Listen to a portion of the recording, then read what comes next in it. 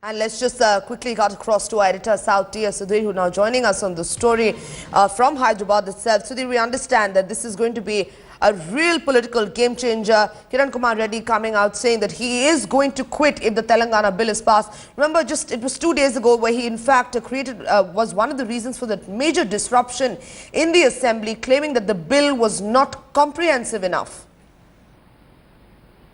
Absolutely. In fact, Kiran Kumar Reddy has been firing a lot of salvos against the central leadership. He has been calling it a defective bill and saying that constitutionally and legally it will really not stand in court. And that's what politically and legally is the game plan of the Seemandhra MLAs led by the Chief Minister. And of course, he had also returned to President Pranab Mukherjee asking for more time. We do not know whether the President will actually grant more time. But first, let's cut across to the big story from Tamil Nadu. There is trouble for the DMK as 3 MPs have declared their allegiance to Azhagiri, and DMK sources have told headlines today that the party could take action against the 3 MPs, KP Ramalingam, Napoleon and JK Ritheesh, who attended the birthday bash and met Azhagiri. And they have also said that all the cadre that attends the birthday bash today in Madurai could face disciplinary action. We can now cut across to Pratibha Raman, who joins us from outside Karunanidhi's house in Chennai. Pratibha, has it come as a rude shock to the DMK leadership, that is Karunanidhi and Stalin, that Azhagiri is not completely without support? He can still damage the DMK.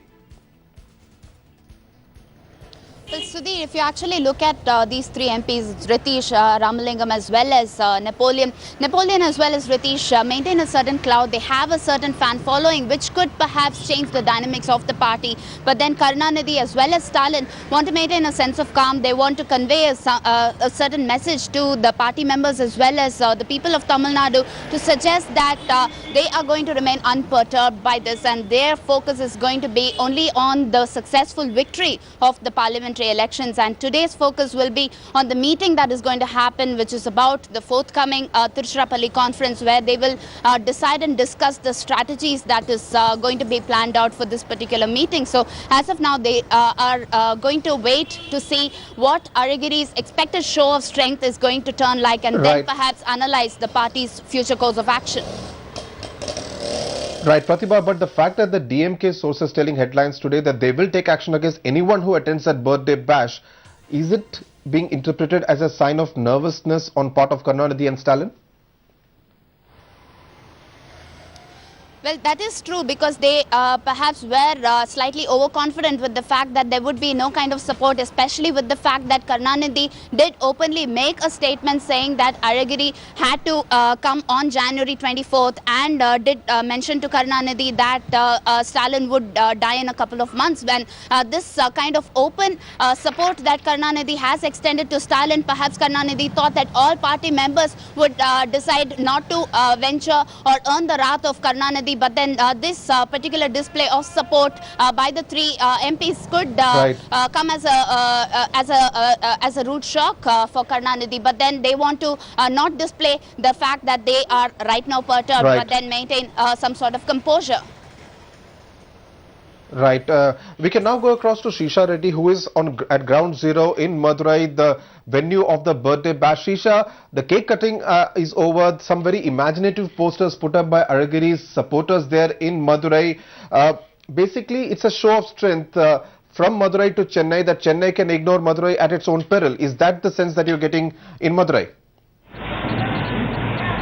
Well, that's right, Sudhir. As far as Madurai is concerned, yes, today the birthday celebrations, but the euphoria that we see and pick up from Madurai at this point in time, which shows there is completely no sense of shock from the loyalists. That's what we must say. I'll just ask my camera person to pan in and show the viewers that the crowd that have gathered here to celebrate Azhagiri's 63rd birthday, though we have been picking up from ground, is that compared to last year, the crowd is less this time. But yes, people have been thronging him since this morning to wish Azhagiri on his birthday. And of course, the 3 MPs who have been giving the supports to Azhagiri, Ritheesh, Napoleon and Ramalingam, they are also here along with M.K. Azhagiri to celebrate and to take a part in his birthday celebrations.